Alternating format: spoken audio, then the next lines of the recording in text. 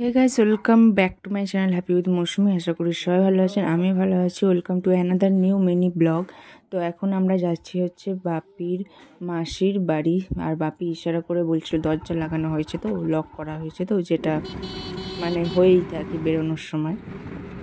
তো অটো করে এখন বেরিয়ে পড়েছি। এখন যাব স্টেশন থেকে ট্রেন ধরবো।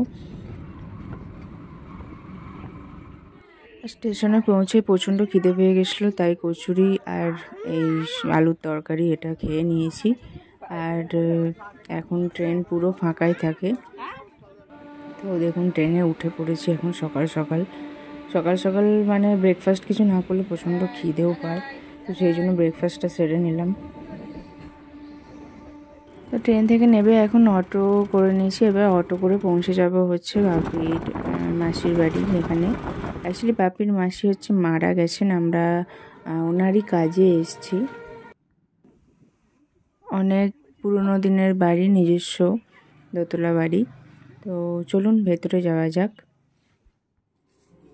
তো এই যে এনার বয়স হয়েছিল প্রায় 90-র কাছাকাছি। তো অনেক দিনের পুরনো দিনের বাড়ি। আর বাপির মাসি অ্যাকচুয়ালি যেখানে বিয়ে হয়েছিল জমিদার ফ্যামিলি ছিল, বাপির ফ্যামিলিও জমিদার ছিল, কিন্তু এখন সেটার কিছুই অবশিষ্ট নেই। যাই হোক, কোল্ড ড্রিঙ্কস প্রথমে খেয়ে নিলাম। আর এটা হলো বাপির মাসির ছেলের বউ।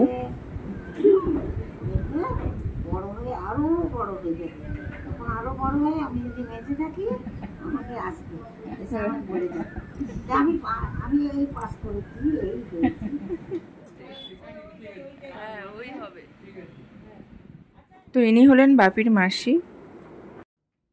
তো দুদিকেই ঝুল বারান্দা ছিল, আর এইদিকে হচ্ছে এটা হলো বাথরুম। আর এইখান দিয়ে সিঁড়ি দিয়ে নেবে, ওইখানে আগে রান্নাঘর ছিল, এখন ওইরকম নামতে পারে না বলে রান্নাঘরটা উপরেই করে নিয়েছিল। আর এরপরে আমরা চলে এসেছি, এটা ময়ূরপঙ্খী ঘাট। তো বসে বসে আমাদের বোরিং লাগছিল, কারণ আমি তো অর্ধেক মানুষকে চিনিই না। তো সবার সঙ্গে পরিচয় করে নেওয়ার পর তো এখানে চলে এলাম, অনেক দিন পরে এলাম একসাথে। গঙ্গাটা পাওয়া যায়, বসে থাকতে ভাল লাগে। আর এখানে সবাই স্নান করে জল টল নিয়ে যায়। আর আমরা আমি আর কুট্টু একটু নেবে একটু হাতে মাথায় সব জল ছিটিয়ে নিলাম। ফার্স্ট পার্টটা এখানেই এন্ড করলাম। সবাই খুব ভালো থাকবেন, নেক্সট পার্ট নিয়ে খুব তাড়াতাড়ি আসছি। Stay connected.